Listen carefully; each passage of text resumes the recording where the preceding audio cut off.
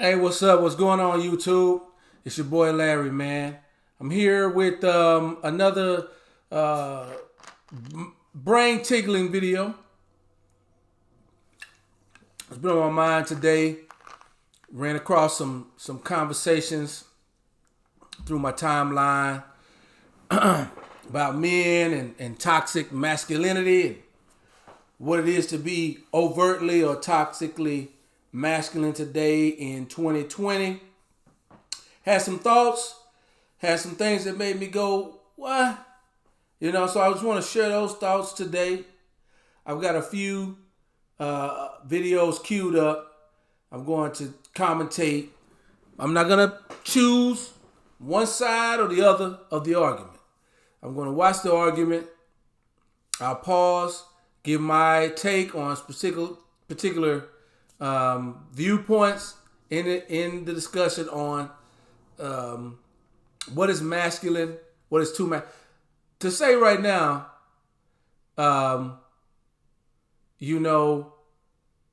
in my experience, there hasn't been enough distinction between what is healthy masculinity and what is toxic masculinity.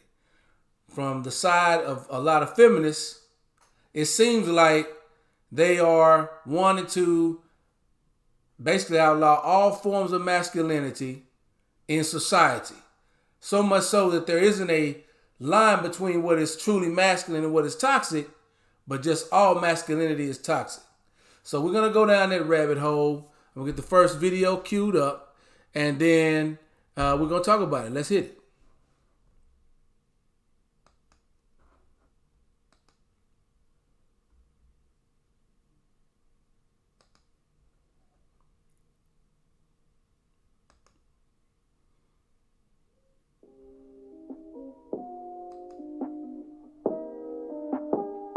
Growing up, a lot of black boys are always taught to never show signs of sensitivity and to always be tough.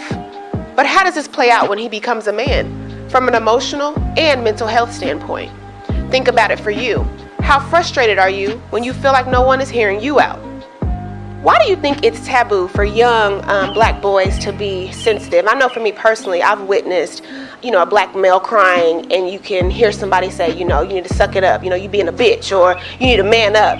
Right. Why is that taboo in our community? I give it straight to the black community. I can dig into systematic oppression. I can dig into racism and slavery, how that's fed down to the black family, but we perpetuate it. And what we've done is we've made it where the black boy can't even grow up and discover for himself what it is to be a man. So I hold it all on the black community. We perpetuate that you have to be strong, that you have to be an athlete, that you have to look a certain way and stand and walk a certain way as a black man. So until we're able to change that and switch that dialogue and stop pushing that, perpetuate that stereotype on our black kids, it's going to stay the same. Why do we have to be strong? Or not we, why do you all have to be strong all the time? Like, I know that has to get tiring. Like, why do y'all, as a black man, why do you have to be strong all the time? Yeah. Well, I mean, it's the mantra of the big black Hulk, the big black Mandingo. It's this thing that the black community holds up high. And, not to blame black women, but from my mother to my grandmother, they're very responsible for me kind of shunning those emotions and making sure that stand up straight, and I'm from a single parent household, so it was very big for my mother to impress that upon me, to make sure I'm standing up straight, that my head is always held up high, that I act like a man is supposed to. So back to the black community, they push that, they perpetuate those stigmas on us. I'm happy you said that. So what happens to a black boy who's not taught how to process his emotions? How does that transpire when he becomes a man? I have these conversations a lot with my mentees and with my mentors as well. It affected me in my relationship with my wife. When we first got together, within a month, she told me, if you can't grasp how to love me and be emotionally intelligent with me, I can't mess with you. And she told me that within a month. And that's because I didn't know how to process. I didn't know how to comfort her when she went through things. Even when she lost her mother, I really didn't know how to, and we were married by then, I didn't know how to comfort her. And that's a huge thing, because if you don't start as a child, when you grow up as a man, you won't be able to do it. I'm happy you said that as well. It's like you know what I'm about to say. So how does that lead to your mental health? How does that?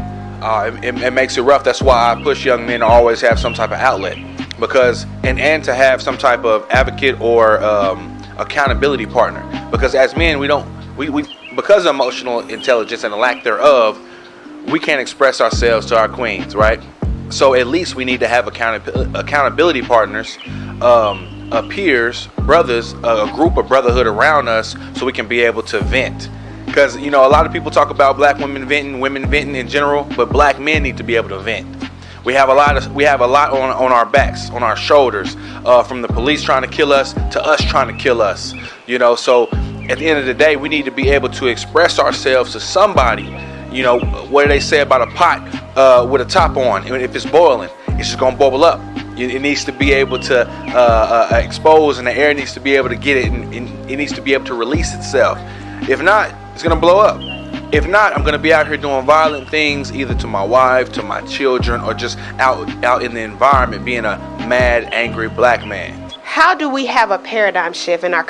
All right, I didn't want to stop the video. I wanted to let the speaker here continue talking and continue to give his synopsis on the situation of toxic masculinity. But I did want to interject here a little something that I do not like about the conversation, where it goes from, men being young and not expressing themselves, and then there's a line drawn right into spousal abuse and rape, and then you see the cutaway shots there of men fighting and things like that. So obviously they have an agenda to show a connection between being in touch with your feminine side or not being in touch with your feminine side, leading directly to abuse and rape and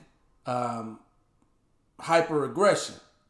Which, anytime you're debating, you're gonna get people. If you can give some people a salacious picture of the absolute worst of us, or the absolute worst outcome of someone, an unstable man who doesn't have his emotions under control, and blame that on, you want to tie a knot in between that and what is just normal masculinity, then you can go about the process of completely eradicating things that are masculine at its own step, that are needed, that are healthy for young boys to be, and make everything that is healthy masculine appear to be toxic masculinity. Let them continue. Community to change that. I mean, I know that's tough, but I need you to kind of dig in that for me. How do we have a paradigm shift in our community? We have to start thinking different, just in general. I mean, to this day, W.E.B. Du Bois, James Baldwin, these are great men that were homosexual, and we looked up to them, and men looked up to them. You see them as men. You see them as strong, powerful, influential men, but to this day, we still shun homosexual black men out of our communities. That can be very beneficial for our communities, but because of their sexuality, we push them out. So unless and all together we just change our mindset in a whole aspect, it's not going to be a shift. If you're raising your own black boy like I am, all we can do is do the best that we can, and that's what it's about. But just make sure you're mindful and conscious of what you say and do. I'm Jillian Whitaker, reporting for Better Black News, reminding you to be better. I gotta disagree with his last statement about the black community, shunning or pushing out homosexuality. He brought up the fact that W.E.B. Du Bois and James Baldwin being homosexual. I don't think the black community has an issue with homosexuality. Most people are like, hey, you do what you do, I'm going to do what I do. You know what I'm saying? Live and let live. I'm one of those live and let live type individuals. But I think what's happening in with the conversation around homosexuality, both in the general population and the black community, is now individuals are imposing, how to be in the family with homosexuality, or how to raise sons, or can I raise my sons to be more feminine, or should I allow my son to wear nail polish? Should I allow him to play with dogs? See, now the line is being moved from simply live and let live to we're going to tell you how you need to be doing. You need to be re-educated on, the way you think, rather than, okay, that's maybe how you look at sexuality and masculinity, but you can't come into my home and tell me how to raise my son, or if I'm gonna have my son in sports being competitive, and you're telling me that's being hyper masculine or hyper aggressive, and I can't disagree with you. Otherwise, I'm a bigot, or otherwise I'm not woke. Then that's where the conversation breaks down. People tend to tell you you need to educate yourself. I'm gonna educate myself on the way you living. Good thing about the world is it's big enough for, you can get on one side of it and I can get on the other side of it, and we don't have to deal with one another. I don't have to go and educate myself on this brand new shit that you bringing up as far as like raising the next generation of kids. I'm a father of 2 kids. One's a girl, one's a boy. I got 1 son, 1 daughter. And I've got ways that I want my son to come up. I want him to understand his feelings, but I also want him to understand that the world is not going to give him the option to be competitive or successful. The world's going to expect that of him as a young man. And I need to have him equipped for that and not baby him, coddle him. His mama can nurture him. I won't. So I'm definitely open to new ways of parenting. But when it comes to new ways of kind of the gender roles in the home, listen, you do your thing, I'm going to do mine. Let's continue.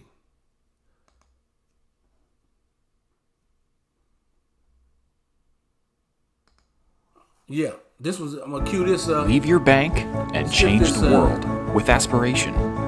When you deposit your money in a traditional bank, it could end up building. So I'm going to let this young lady speak. Okay, I know it's a new generation and I know it's a new era right now. But I think I speak for a lot of women right now. And I'm going to just say it. Give us our men back. Yeah, I said it. Give us our men back. Because I'm going to be honest. I'm not used to my man pants being tighter than mine. I'm not used to my man wearing a skirt or a dress. I'm not used to my man having a purse. I'm not used to my man wearing an ankle bracelet. I don't give a fuck if it is VVS diamonds. I'm not used to my man having freaking purple and pink and yellow nail polish. Now, there's nothing wrong with a man going to get his nails done. I love for a man to get his nails done. Clear, plain. That's what I'm used to. Y'all are taking everything from us. This rapper just said he finna bring out men heels. It's not fair to us women. What y'all gonna do next? Take our eyelashes, take our lace front, get butt injections? A lot of y'all are acting like bitches. Y'all gossiping like bitches. Y'all acting feminine as hell. And I'm not used to it. Now, if you want to transition over and become a woman, that's your prerogative. I have nothing against that. Because like I said, this is just how the world is revolving right now. But don't act like you a man and you laying down with me and your ass on a DL. You on a down low. That ain't fucking right, man. That ain't right. If you want to be gay, you be gay. I have nothing against gays. I love them. They some of the coolest people out here. But we need real men for our children and for us women. Our children need to know what a real man is. That provide, that is masculine, that is strong, and that is a leader. Please give us back real men. Because you guys are acting like straight lil' mamas. And I'm just not used to it. I'm just not. Your purse costs more than my purse. You got more pictures on the gram than I do. More selfies than I do. Y'all have purple, green, blue, and all that. Give us back our men. Real men. That make us feel protected. Because if we want a woman, we can go out and get one. Give us back our men. It is destroying our kids. It is making us women feel unsafe. Give us back our men. Hey girl, hey, it's Shamika Sanders. And I like that. I like what she was saying in that last video. You know, ironically, the video, it was addressed at men. However, you know, this whole feminine male movement has been pushed to me by women, feminist women. Women that say that they're going to teach their sons that it's okay to wear fingernails and dresses. And now that you have those men in society, you long for what you consider a masculine man back. There's room on this earth for all types of people. But we need to get out of this thing of, you know, toxic masculinity. Obviously, nobody is interested in the person that abuses his wife, beats women, rapes women, weirdos, and shit like that.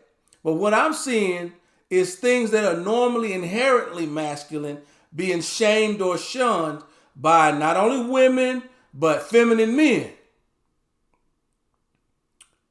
So you got women, you got feminine men, whether they be gay, straight, or consider themselves feminist males, on the same side, shunning men who are traditional in their values of what a man is supposed to be. But mad as hell when they want a man or when somebody break into the house. Because, I mean, if everybody's 50-50 and you don't need a man, you don't need the masculine energy, then when somebody break in the house and your man look at you or your, you know, partner look at you and say, it's your turn to go check on the burglar, you're going to be looking stupid. Where's all the men at? You don't need fucking men. You want everybody to be fucking pseudo-feminists.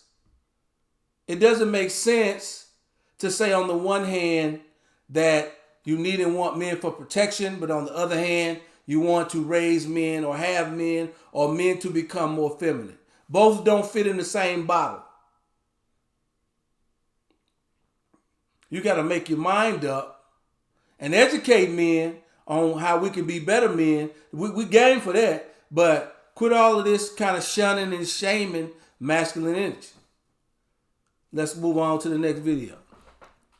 Brandy Victorian and Kiara Kelly, same host, new hair, out here flossing for you guys. And you are watching Listen to Black Women.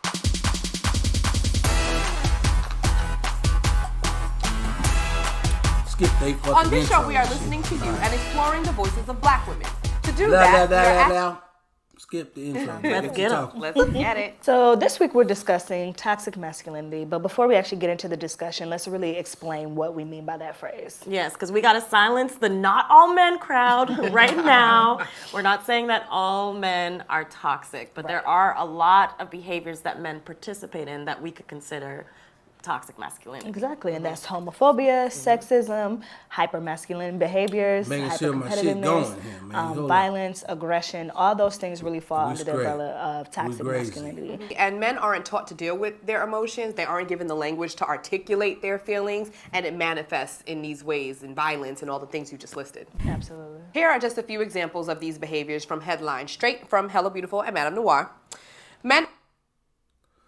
Yeah, I think men are taught to deal with their emotions. Men handle their emotions better than many people might give us credit for. But we also are, you know, charged with keeping things together in times of crisis. You know, when it comes to the kids or your woman, if they see the man breaking down, then, you know, people feel like all hope is lost. So we got to hold it together for the sake of the family and things of that. We do have psychologists, some of us. We do get to talk and vent. And sometimes venting may not be crying, but just venting and talking about it. Men do healthy things like that. But are we allowed the room to just bust out crying in the middle of a crisis? No, we're not. As a matter of fact, our women would kind of look at us, okay, if he crumbling, then, is he going to be able to, be strong through tougher times? So you gotta be careful what you ask for, what you want from your men, because you know what I'm saying. We have to keep it together during crisis. We do vent out our feelings and emotions, but we do it in different ways than a woman is going to be allowed to. Let's continue. Men aren't happy with Issa Rae's new show about dating as a bisexual black man, but she cares not. Khalees reveals Nas was physically abusive during their marriage. It's a hard one. Now, at its worst and most dangerous, toxic masculinity actually results in violence and or murder of women at the hands of their partners. And we have a few more real-life examples of that. Brownsville, Brooklyn man kills 3 family members and himself after a family feud. Husband suspected of killing 22-year-old wife who was 8 months pregnant by pushing her down the stairs. So, as you mentioned, these are the real-life examples happening to men and women in our communities that demonstrate the devastating and violent outcomes of toxic masculine tendencies. With all that, once again, like I said earlier, when you take clips of some of the worst, most horrific things that husbands have done in society, and put it up, and you tie it next to masculinity without giving context, then you're simply trying to make the argument that all masculinity, all competitiveness in men, all that energy needs to be eradicated. Because look what it leads to. It leads to violence. No. Just those crazy fools did that dumb shit. I don't advocate nobody beating up their wife, pushing their wife down the stairs, abusing women. But I do think men should be competitive. I think men should, focus on dominance over, in the works, in the competition arena over other men. And then men should focus on leadership in the home.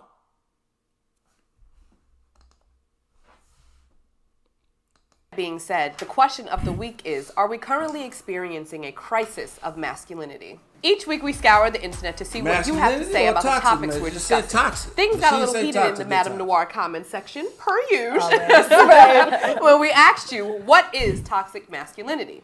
One Madame Noir commenter wrote, toxic masculinity is what way too many young men of color are suffering from these days. These men are haters of independent women. They are homophobic. They are self-haters. You can't get any more toxic than that. But I think her point of the more independent women become, the more men struggle to find their place in society. Because a lot of people feel like right now we're having an issue because women are, making money. A lot of women say they don't need a man for anything, and men are kind of lost. Where do I fit into this? And then where they fit in is acting out, on us and themselves. Kiara, you actually tweeted, there are many internet uprisings happening against the normality of abuse, verbal and physical. So when I wrote the piece, I was seeing a lot of women on social media coming forward and actually saying, we're not going to tolerate this anymore.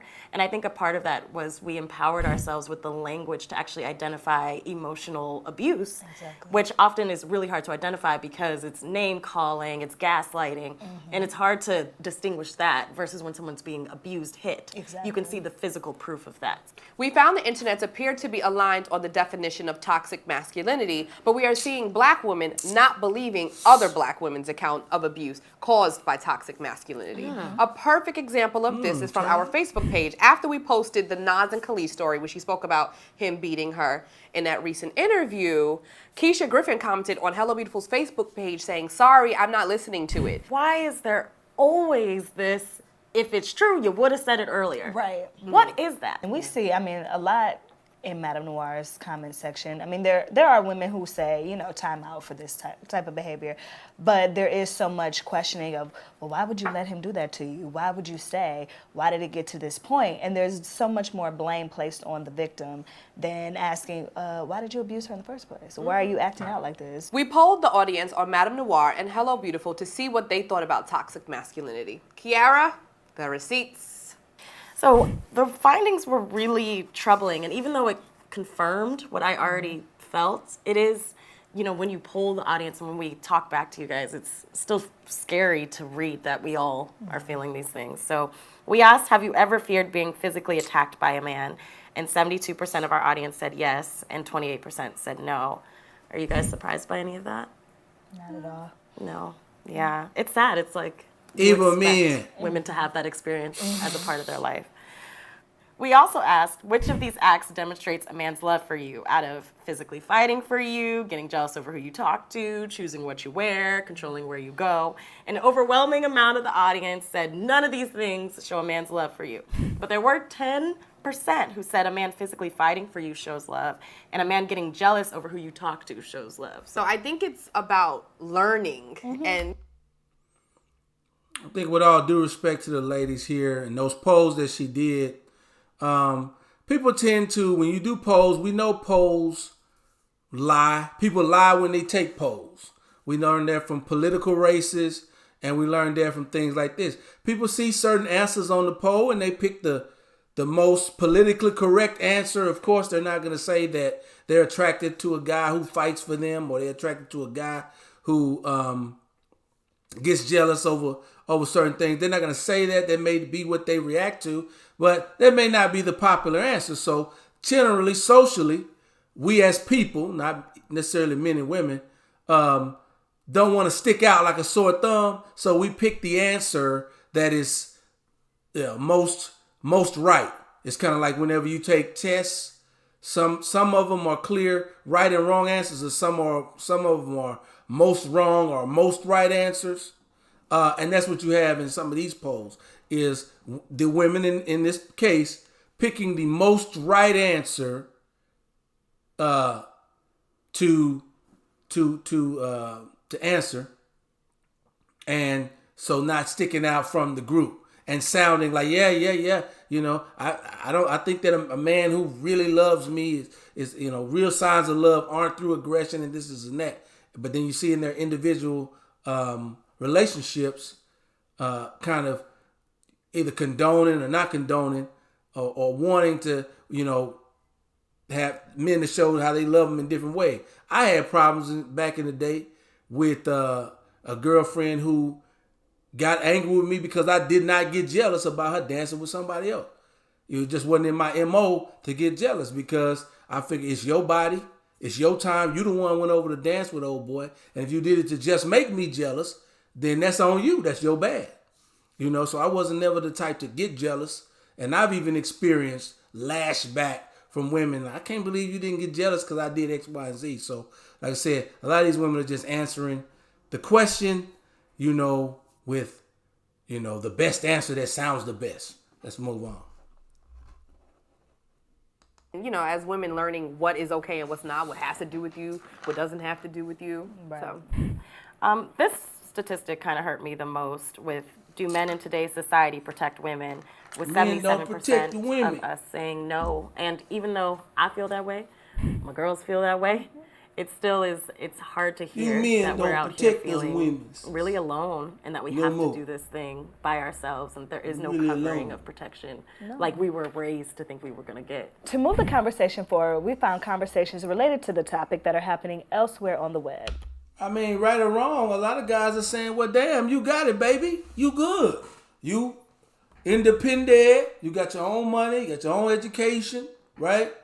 You want to make what we make, however, but you want us to spend more money when we get married, want us to have more,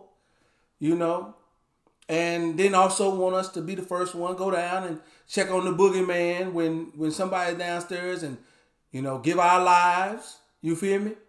But then you want to chastise us for being masculine and rigid.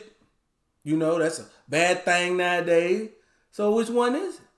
You want to be, because like I said earlier, if you want a guy that's feminine and all the other stuff, do his nails done like you, I doubt he's gonna be the first one to check on the burglar, to protect you during a carjacking or whatever may have you. He gonna be looking at you like we both equals. You hop out there. But now you got more than 3/4 of women saying they don't feel protected, from the men that they have. I think it's if they don't feel protected, I think over the last 30 years, they've perpetuated that problem themselves with men being softer and them pushing men out of the homes through single motherhood and through welfare. We don't need men, X, Y, and Z. Then, like the young lady said in the previous video, where all the men go? The men's men, they gone now. Everybody's wearing nail polish. Everybody's in touch with their feelings. Everybody's got a purse and a bag now. Let's roll. Now, one of the more telling pieces is an article from Roxane Gay in which she addressed how the changing dynamic between men and women really fuels toxic masculinity. Now, Roxane Gay wrote this piece in 2012, so that tells you this is not necessarily a new topic. But what do you think about this sentiment that as women become greater and more than, men automatically feel like they're less than? Yeah, I think we're seeing that play out in racial dynamics as well as gender dynamics because, you know, you have black people just being like, we just want to be equal to y'all. Exactly. We don't want to take anything from you. And I think women are screaming for the same thing. I think traditional gender roles have also like conditioned us to think that one is like more important than the other. And as women, we've taken on so much of men's duties because as we were saying, y'all be leaving us out here. Okay, raising the babies, fending for the babies and doing all of this. So now we're just having the shift where we have to kind of relinquish responsibilities. People have to take more responsibility and it's a growing pain. It's funny you say that because Quick pause. The young lady in the blue, I don't know their names. And once again, like I said before, if you want to see these videos in full without me stopping, I'll add them to the link down below in the description so you can go watch this video in full context. But I'm just jumping in here to point out the fact that so often, you know, whether it be black women or white women, you know, they like to toot their own horn about, you know, either passing men or having to pick up the slack from where men left off. So they really just enjoy tooting their own horn as far as, you know, the load that they're carrying. But a lot of it, well, like I said before, it's kind of sort of self-imposed because you tell men all the time that you don't need one. Right? You're not interested and you don't need a man. Continue.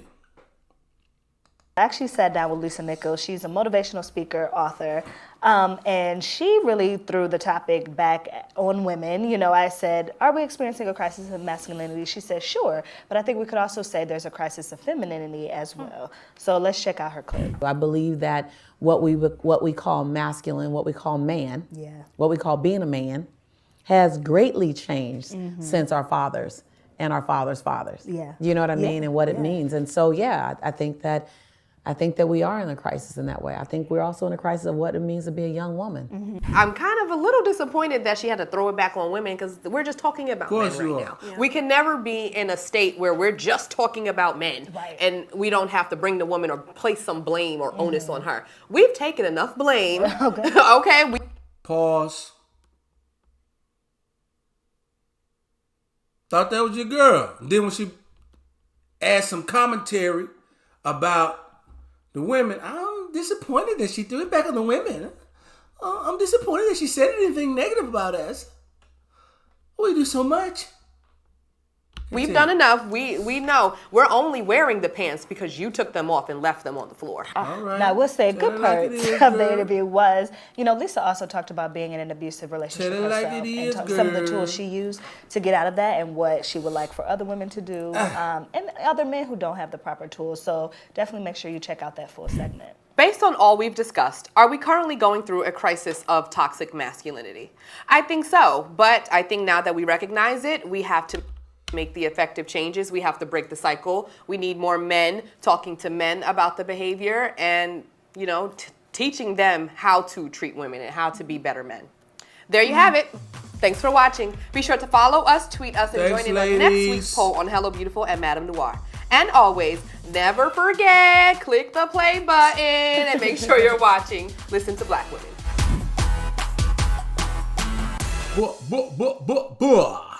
Who we got up next? Millions are leaving big banks like Bank of America, Wells Fargo, Chase, and Citibank.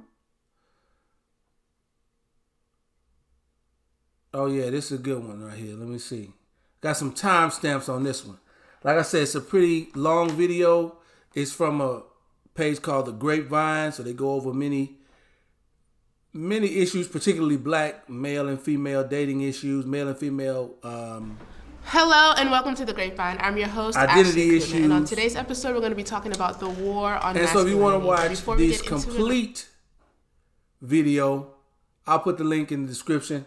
I'll probably just stop in do about three pin stops here and go over some topics that really stood out to me. But I'll make the whole thing available in the comments. Trust me. Let's get crack lacking. We're at about 12:30 on this one.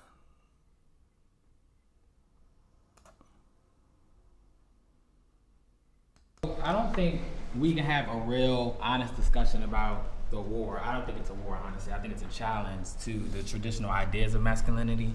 But I don't think we can have a real conversation about this war if we don't identify with things that I hear all the time, and I'm sure everybody at this table has heard all the time, where it's the discussion within just the male gender itself about men that are more on the feminine side versus men that are more on the masculine side. Right. So you can't have the conversation. It's not just about men and women. A lot of it is within our own, us as men, looking at another guy and saying, oh, well, he's not masculine because this, and that. And that is, I think there's a lot of pushback happening on that, especially with this generation that's coming in now that are doing a lot of the things that we maybe weren't able to do back then, as far as whether it be clothing, whether it be, people are painting their nails now, that's their thing. And then you also have to discuss women and how they look at men as well. There are women that say, oh, well, I was over his house and he had a lot of facial products in his bathroom. I don't know. And that all of that seeps into. No, I'm joking. But for some it means he's clean. For other it means. For some it means he's clean. For other it means that he's too feminine. He's I don't want no man that's putting on more facial products than me. And then that seeps into, to me, reasons why maybe a lot of black women are single. That's an argument that, wait, let me say why. Because a lot of women will count out a man based off of certain things that they feel are feminine. And it's your man might exfoliate, but you're gonna miss it because you don't want him to exfoliate. You're gonna miss your blessing. You're gonna miss your blessing because you're worried about his bathroom. I'm sorry, go ahead with your chick. That's a good point. Let me exfoliate. Men, please exfoliate. There's nothing wrong with it. Please don't. And clean under your nails. And behind your ears. And behind your ears. And cut your nails. I know so many. Now that we've gotten cleanliness out the way. So one of the things I wanted to make clear is that masculinity and femininity are energies in which we all possess. All of us have. Now the issue is, I think, particularly in Western culture, is that there is an issue there. Femininity has become almost the antithesis. It's almost a problem to be feminine if you are not visible as a woman. And not only that, but femininity does not have the precarious state that masculinity does. Masculinity seems to be, I was listening to a podcast, and in the podcast it said that masculinity is hard to earn, is difficult to earn and hard to keep. It's very, very easy for a man to be deemed as feminine. All you need to do is, there were studies showing how men were asked to braid either a piece of rope or hair, and then their choice of activity would say how masculine they felt from doing that. So most men who braided the rope, as a making knots and stuff like that for like a navy knot or something like that, would normally do they were given cards to play or to lift weights. They would normally just play the regular cards. They wouldn't think too much of it. But the men who are given hair to braid or a mannequin to braid will almost always go to the more masculine activity afterwards, where they would lift weights or work on a car or things of that sort, in order to almost overcompensate and redeem their masculinity. So that's one thing I think that we have to realize, that we almost men are literally particularly in this generation, are really trying to hold on to what they think is giving them identity. Second of all, and that doesn't make it right though, because they are holding on to identity, but the thing is now men have to come to a point where they what is your identity, and is this identity as important as you have made it seem? Because at the end of the day, you do have feminine energy, and that is all right. It is something that we all have to have in order to survive, because of what happens, there's studies about how men, their loneliness is one of the things that kill a lot of Western people, because of the fact that you want to hide a part of you that is really important. So now when we talk about the war on masculinity, it's not a war on masculinity, it's a war on the culture of masculinity. Over there. Okay, we got you. We going to 2158.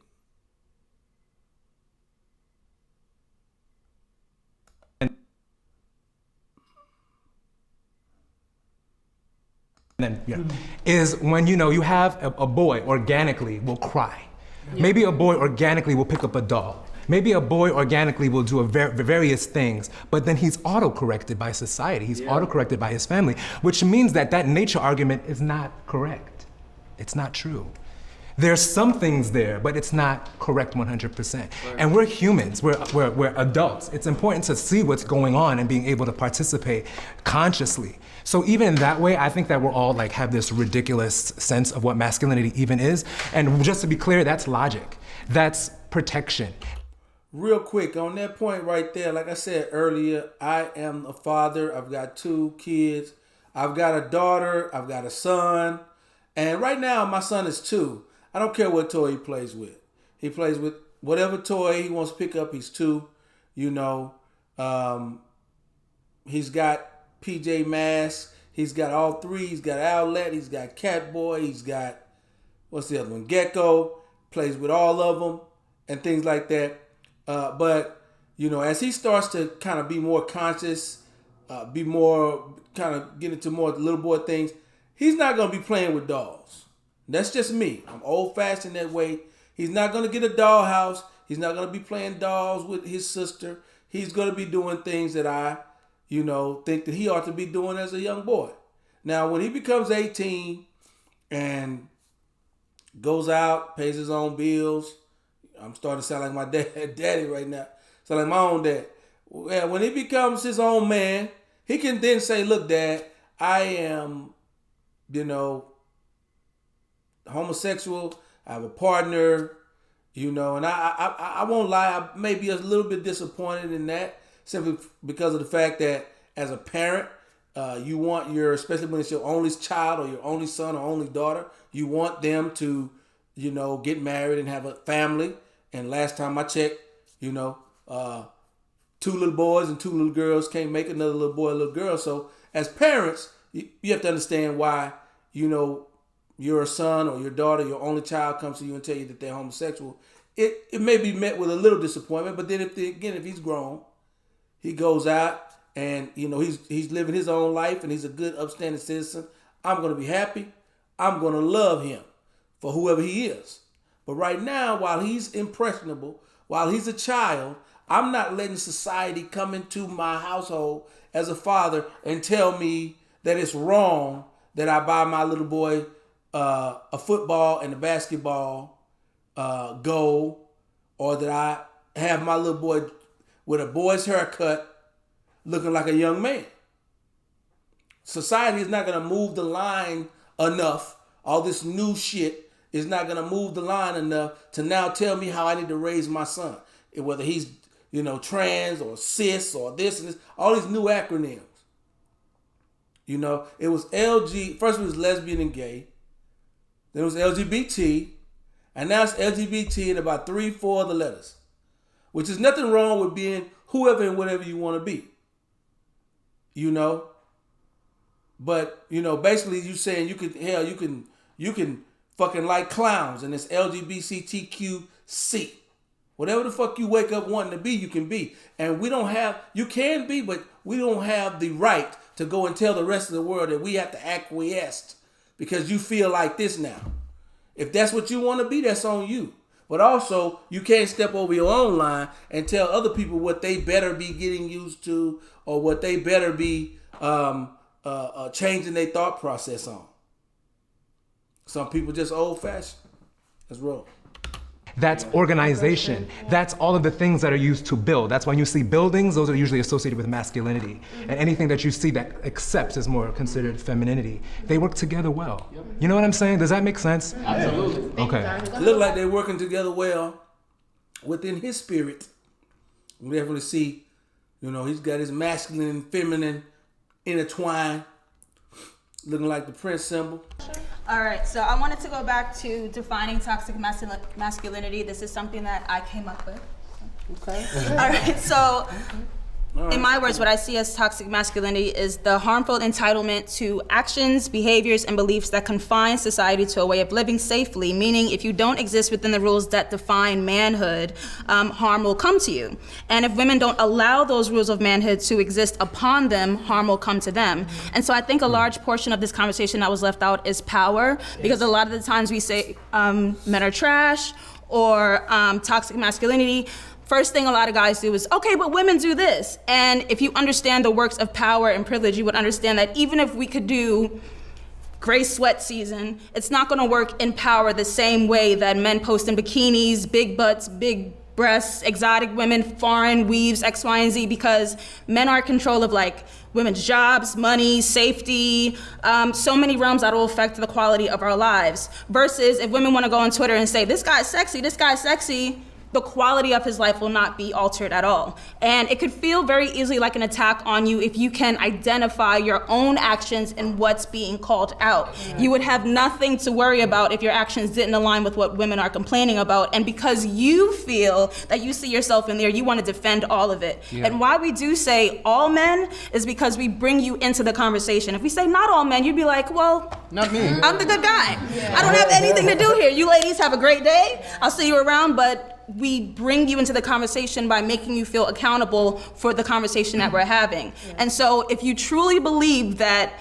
not all men, and you truly believe that you are the good guy, call out your boss.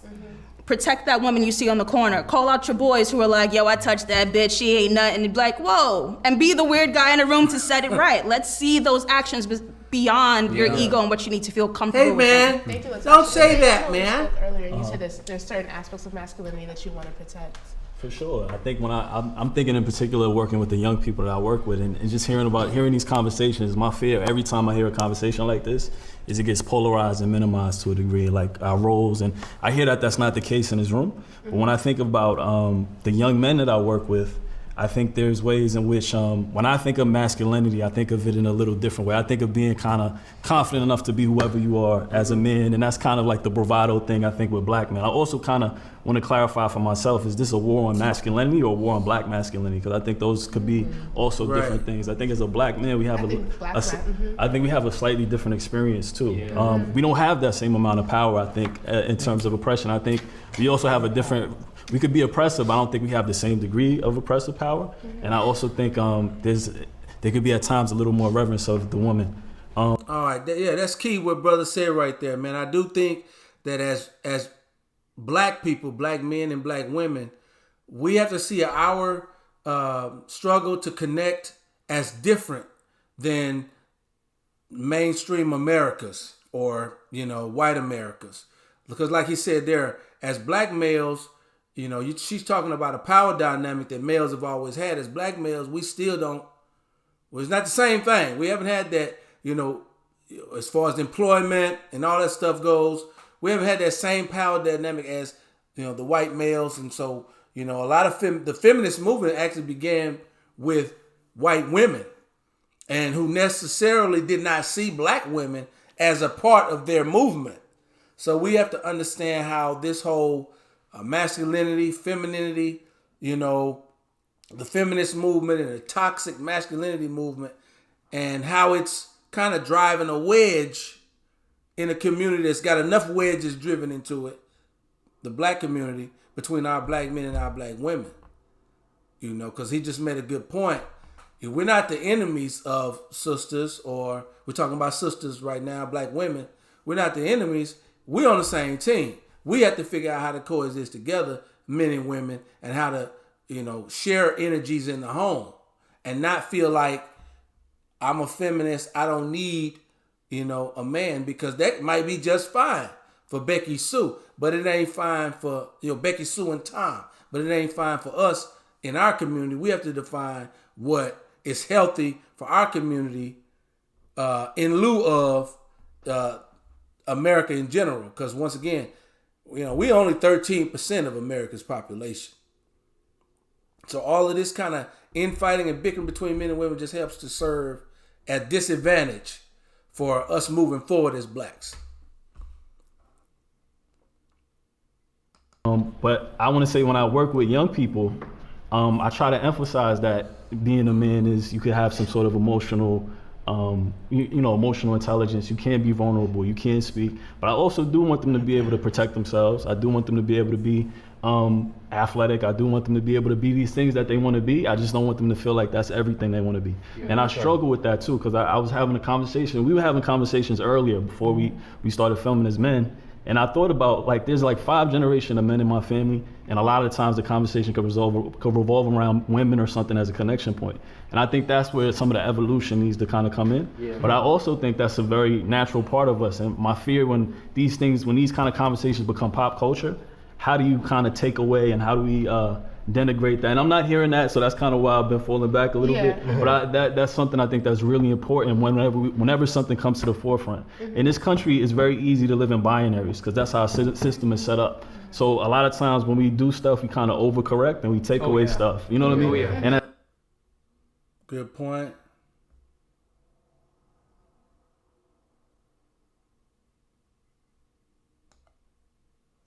People are like, oh, hey, listen, we need men to, be a little less masculine. It's kind of, you're intimidating the girls a bit, Wait, hold on. Obviously, I'm not speaking about the nuance here, but particularly.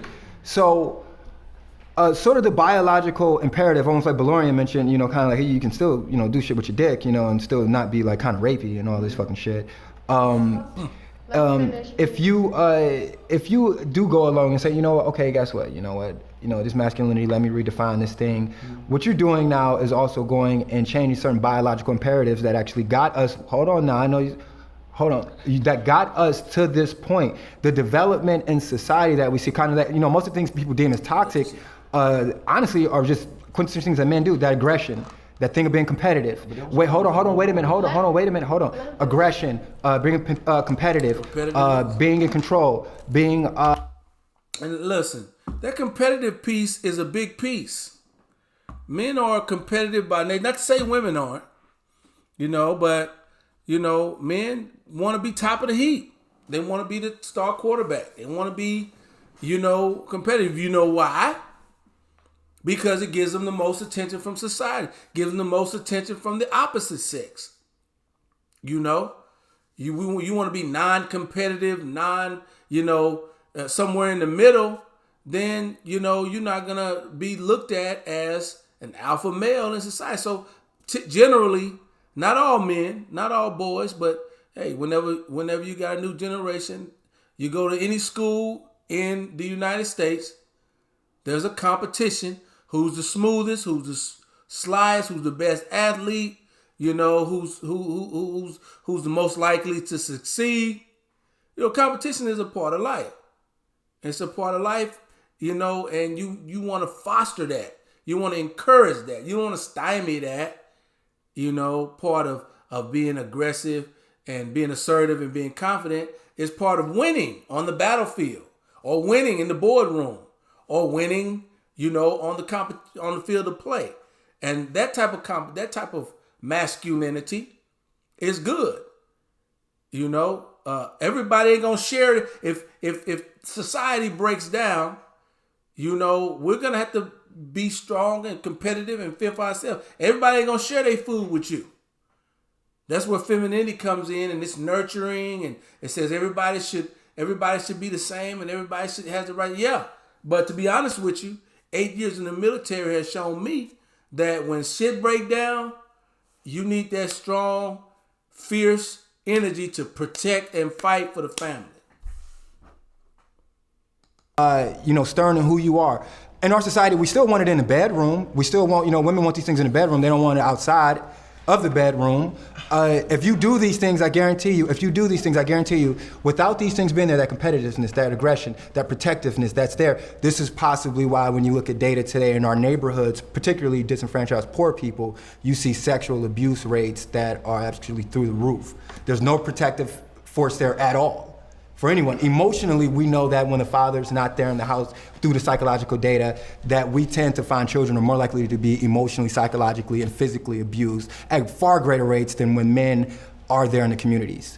And so my biggest fear, sort of like Balorian says, if I could articulate a little bit more, is that if you do denigrate and try to mitigate exactly what masculinity is by calling some of these aspects that you disagree with toxic, what type of, will you be almost like kind of like taking away almost a necessity that we need as a whole? You need that aggression, you need that competitiveness, because I tell you what, I don't want a bunch of soft guys that don't know how to guess what your emotions. The reason why we put that away is because guess what, when we're out there building this society, I can't be out there on that oil field crying. I can't. Yes, I want to be home. There are days when I go to work every day and I work hard. I work sometimes 14-hour days. There are days where I want to cry because I'm like, yo, I want to go home. I want to be with my family. I want to be in Cleveland right now. I don't want to be here, but guess what? As a man, I have to do that. I have to get up and I have to be able to place that emotion.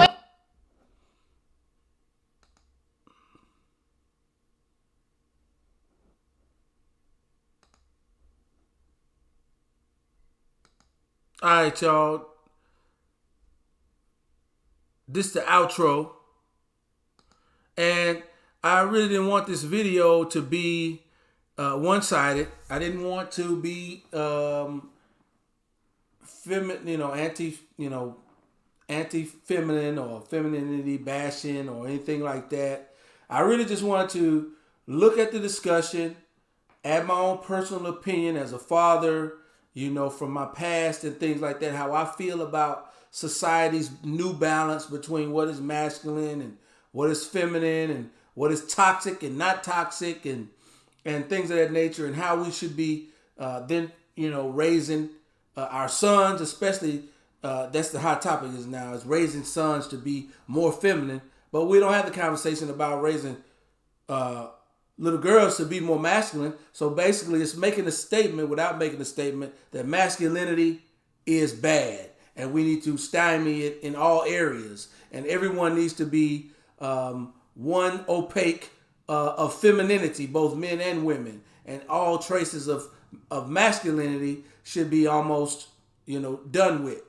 Because nobody has been able to articulate the line in any of these arguments between what is healthy masculinity, which is necessary, and what they're thinking is toxic. What I see is basic masculinity being pawned off as toxic masculinity and then being pawned off as harmful. And so this is just my attempt to join that conversation, make my voice and opinion heard in that conversation. Wasn't my objective to offend anyone. So if you have something to say, feel free to hit it in the comments. I wasn't coming at anybody that I included in the video. Any video that I included wasn't coming for you. So if you got something to say, put it in the comments, and I'm free to discuss with you. Other than that, remember to like, comment, share the video if you feel so inclined. Subscribe. I'll be putting out more videos with more of my 2 cents and commentary on different social issues. And if you want to be a part of the conversation, feel free to comment and join the page. Thanks for watching, man. God bless. Goodbye.